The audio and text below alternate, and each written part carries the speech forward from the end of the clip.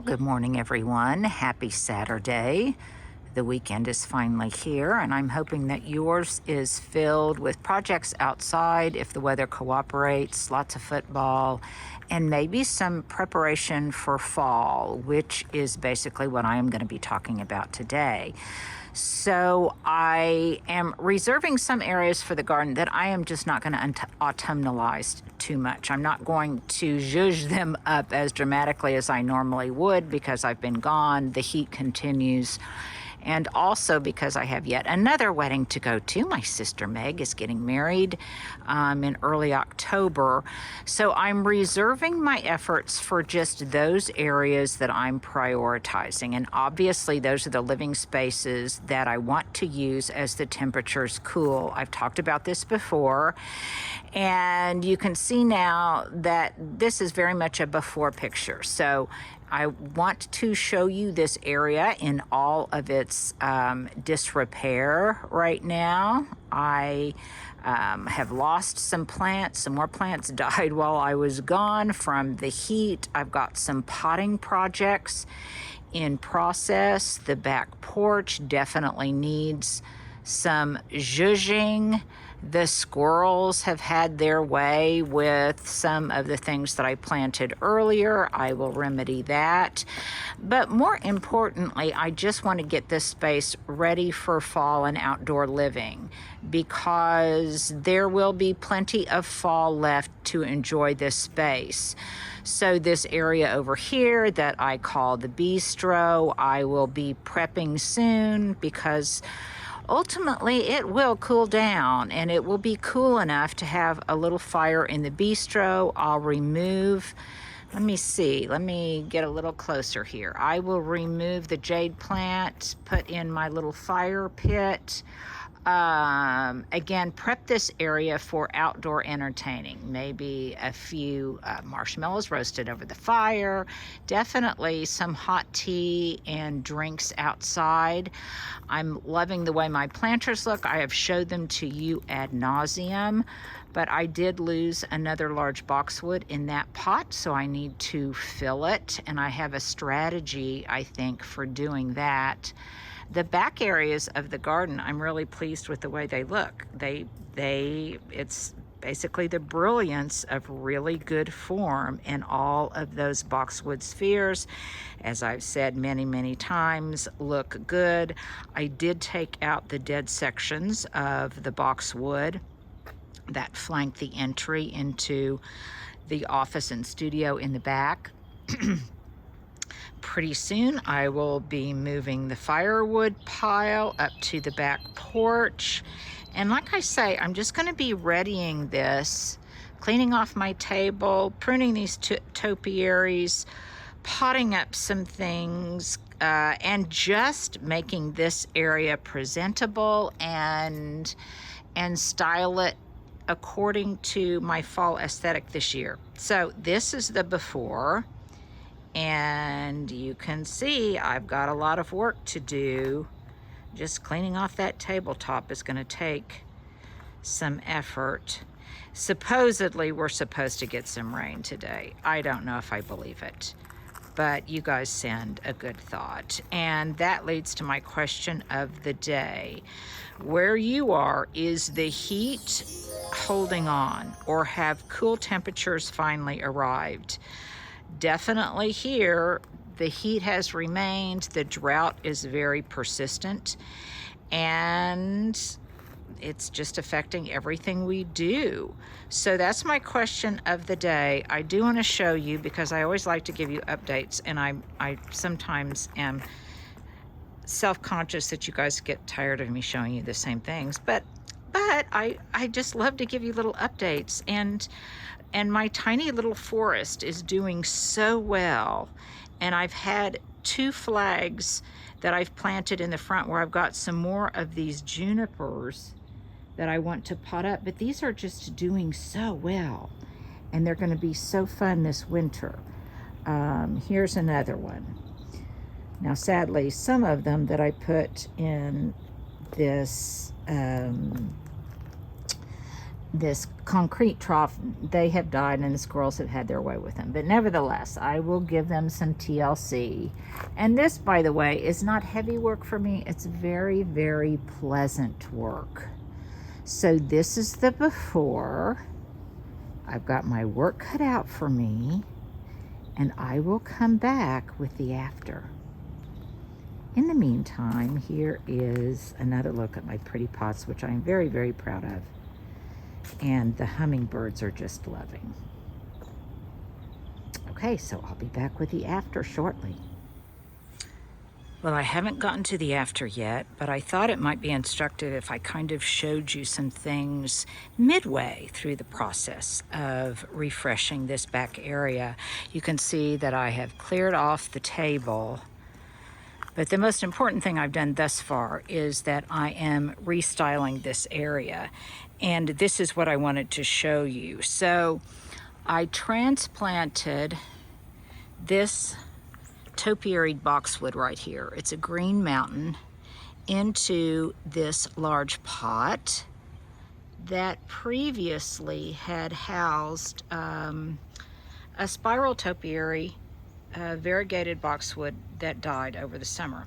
So I transplanted this one, which I am happy to do because I grew this one from scratch. You can see that it's got a double stem or a double trunk here with a little bit of foliage that is erupting from the fork. But I did that for a couple of reasons. One, I wanted it to get even bigger because I am so proud of it. But I wanted to show you from whence it came. So that was the pot that was emptied because of a dead plant, always an opportunity.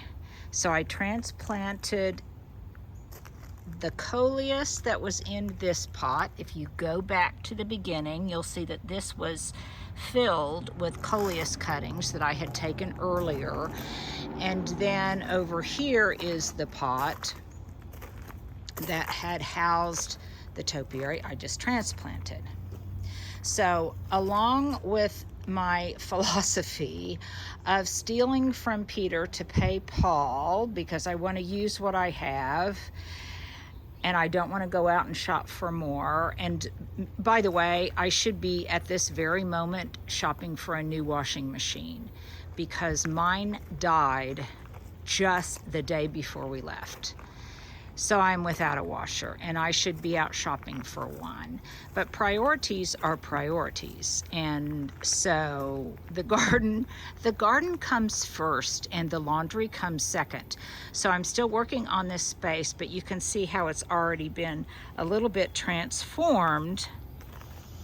And I typically don't underplant my topiary, but in this case, I wanted a third element of my seasonal color. And so, again, I stole from Peter to pay Paul. I transplanted the coleus that was in that other pot. The other thing I did is I had some chartreuse Joseph's coat in the front yard that was just languishing because it was in the ground and it was in an area that just doesn't get reliable water from the sprinkler system, and I was tired of having to hand water that section. So I put it in this pot, which will be in accordance with the color palette that I've got here. And when I show you the after, hopefully it will have filled out, gotten hydrated, and you will see the contribution it makes to this planting. And then in this pot, there were just coincidentally, there happened to be some of that celosia that I bought. This went to seed. It was, by the way, it was some seed from my friend Gail Wynn in Enid. And it's also similar to what I've got in here. So the continuity of these plantings will continue into this third underplanting, which is a little bit out of the ordinary for me, but I think once it fills out, it will be beautiful. And then I want to point out one more thing before I get back to work so that I can ultimately show you the after. So many of you have asked me, how do you make a double ball topiary? Well, here's an example. If I wanted to take this topiary, which by the way, I also started from scratch, and turn it into a double ball, then what I would do would be not clip off one of these projectile stems that's growing vertically. That one could be a little bit more centered. I'll probably clip it off, but I didn't want to do it until I showed you.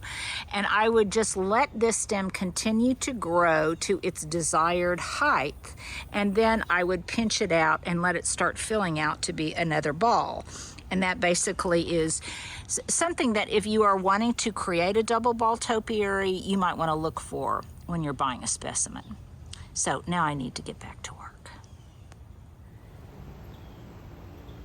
Well, let me invite you in my garden gate to the after. I have been putzing and puttering, and even though it may not look like it's a major change, it definitely is very satisfying to me.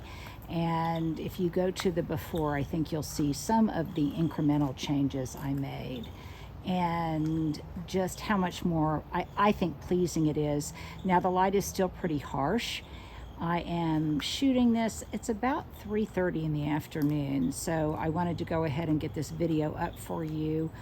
I could have waited till it was a little bit more the golden hour. Let me zoom out a little bit.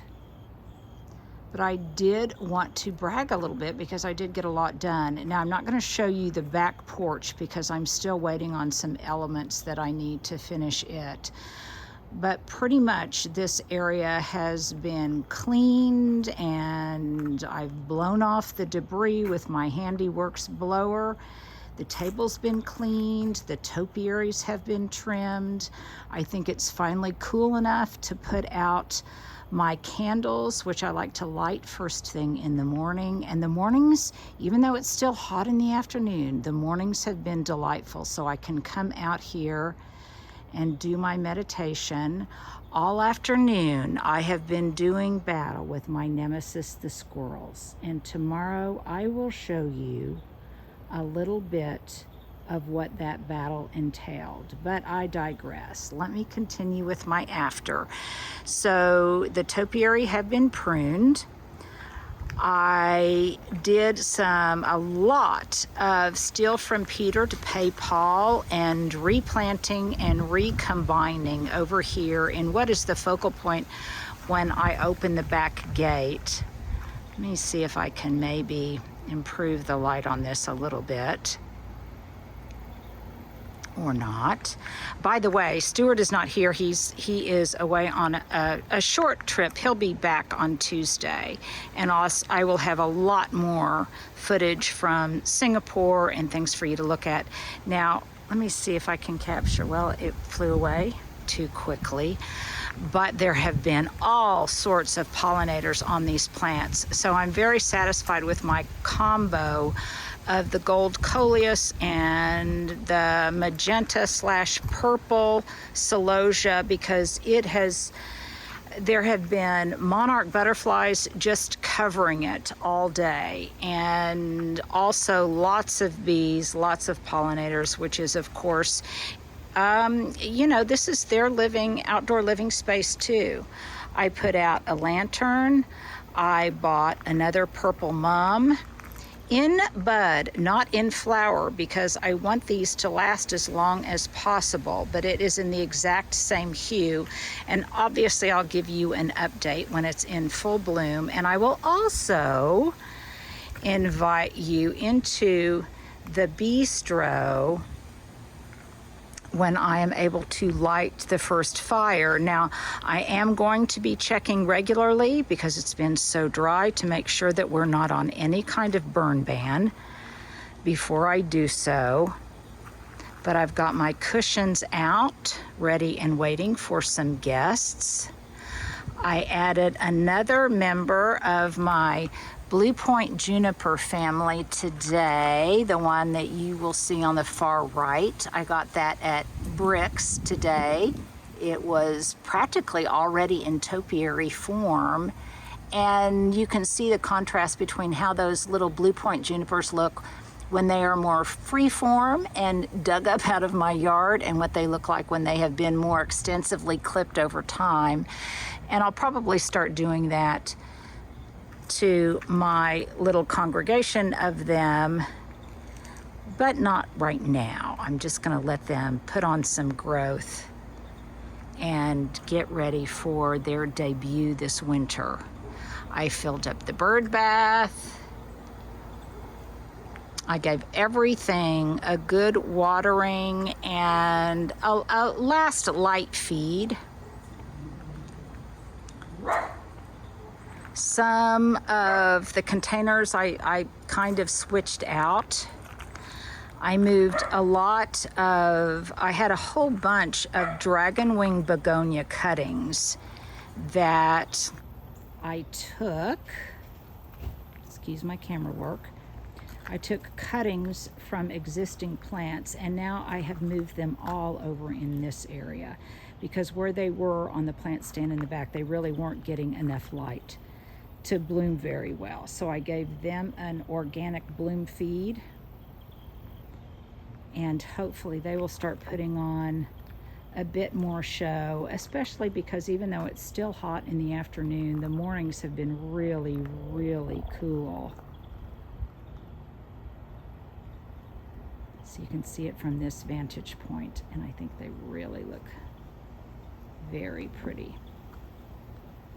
Simple and yet elegant, I think.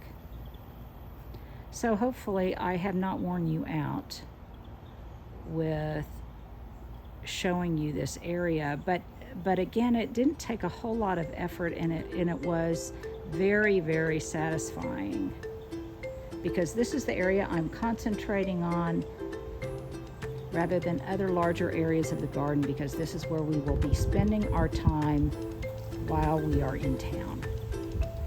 So I hope you enjoyed this after and the process. Let me know what kind of tips you got. Take care and happy Sunday.